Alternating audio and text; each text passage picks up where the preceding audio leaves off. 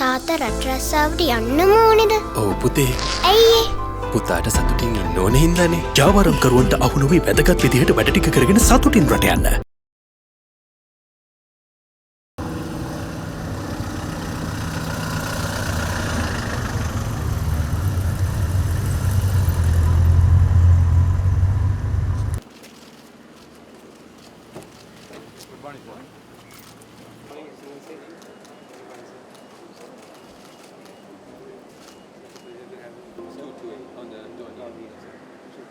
So that also has yes, countries, but it's two forces. He will be from. Sorry, we were expecting you to be a little later than this. Please go ahead.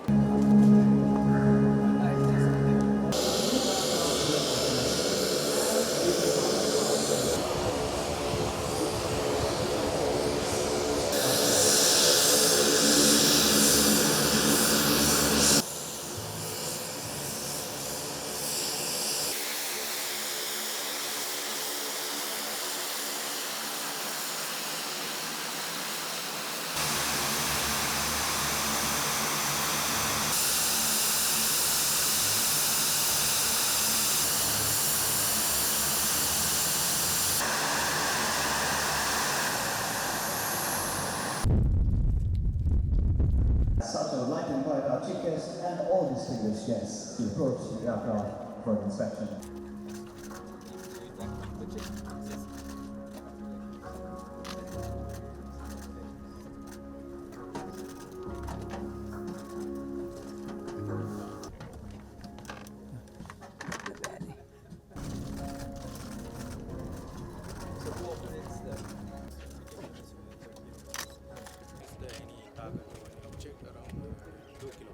Have any pictures, nothing recorded. A lot of target at sea because with the radar. What is monsoon with the operating down? No, just visual consent which we follow. So that has been but for the one mobile phone and very good resolution. And on thank you and also ultra wide.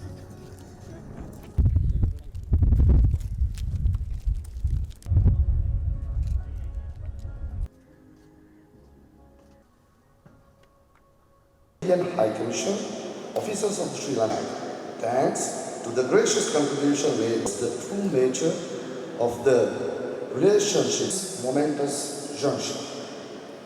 First and foremost, Air Force, I extend my heartfelt gratitude to another great force that has been behind the Samaratna to this momentous ceremony.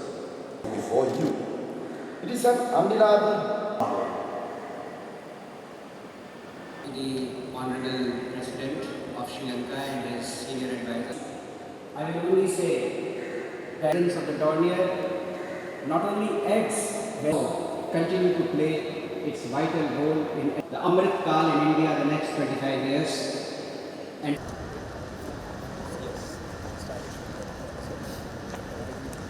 Pricing is an issue. So when it comes in from Russia,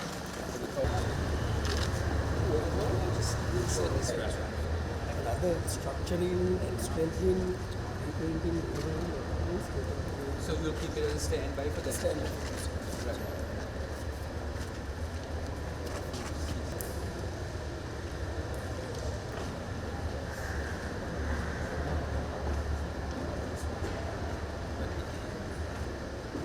That's one cockpit, sir.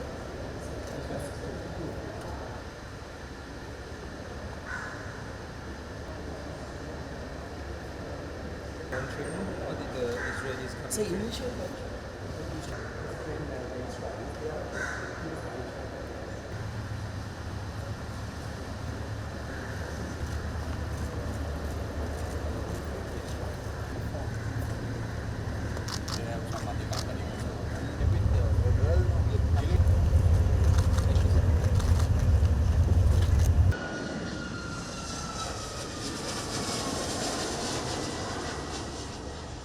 It was just 1 year ago that we were here at a similar ceremony when His Excellency the President accepted the first of the Dornier aircraft into the Sri Lanka Air Force fleet.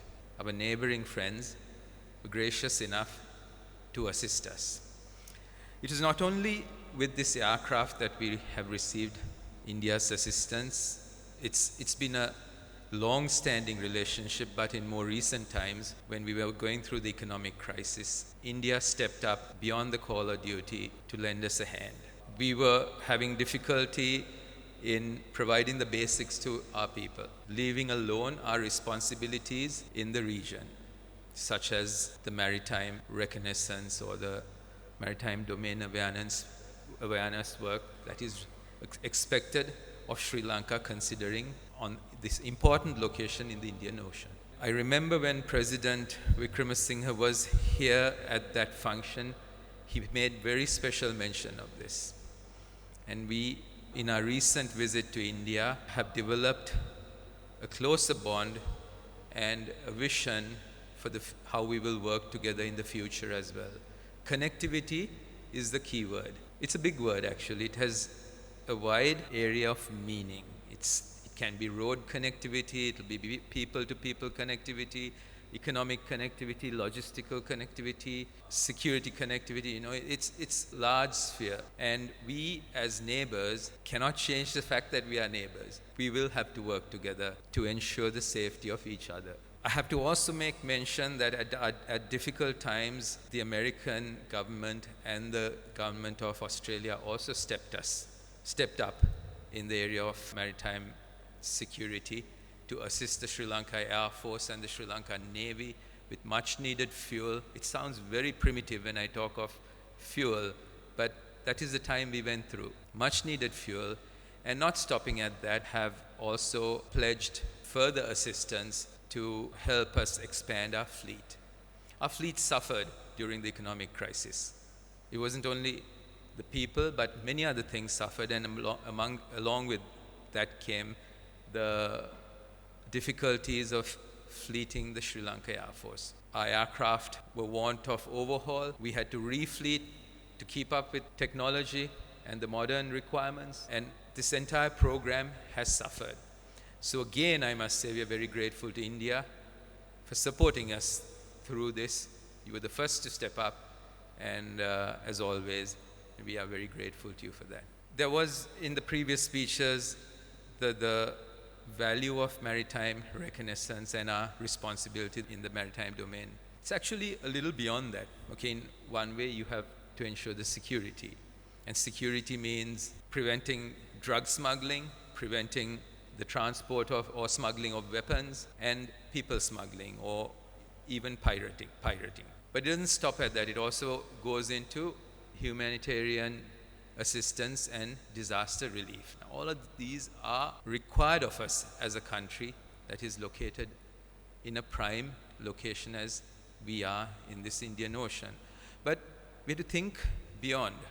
Now, when the Sri Lanka Air Force started, these were not our threats. The threats have evolved over the time. Then came the war. During the war, it was a different role that we played. Our role is different now, and it keeps changing. And within the role, the demands will only keep increasing because everybody's technology will keep improving.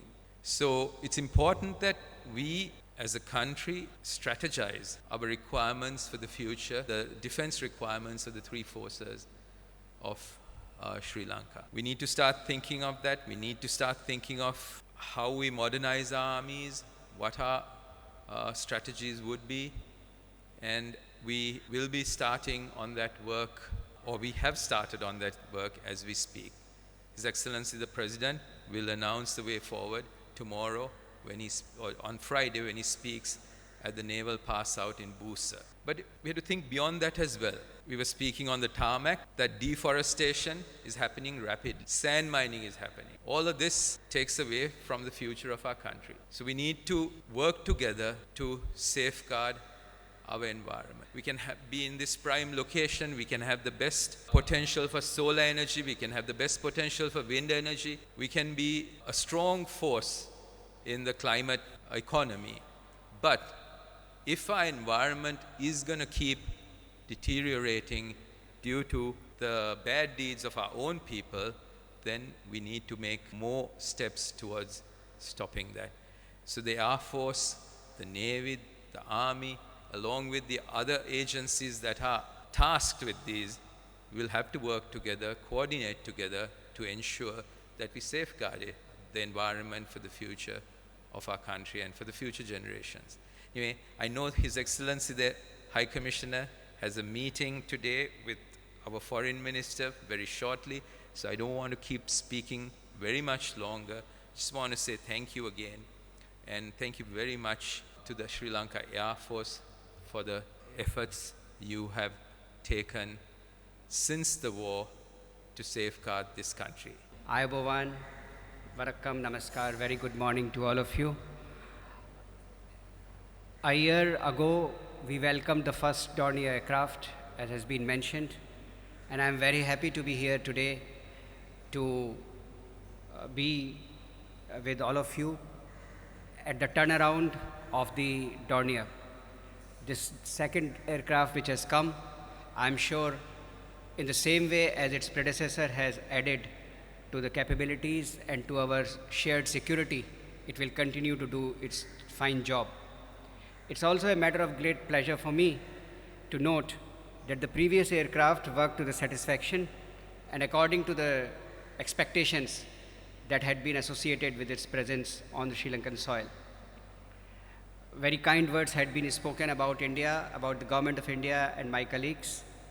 I will only say that the vision of our two leaders, Prime Minister Shri Narendra Modi and the Honorable President, His Excellency Mr. Ranil Wickremesinghe, the vision of these two leaders is for our people to grow together, to travel together to prosperity, and to build even greater connectivity and stronger economic partnership.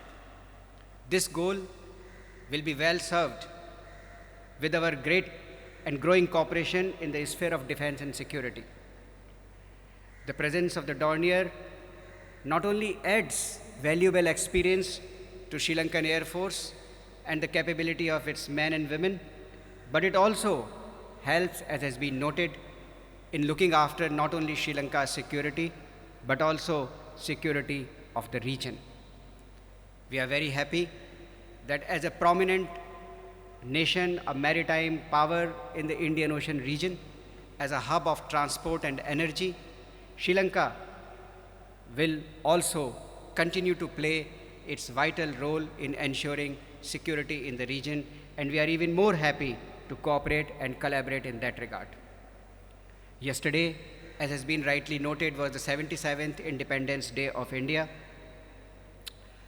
We have also celebrated in February Sri Lanka's Independence Day, 75 years.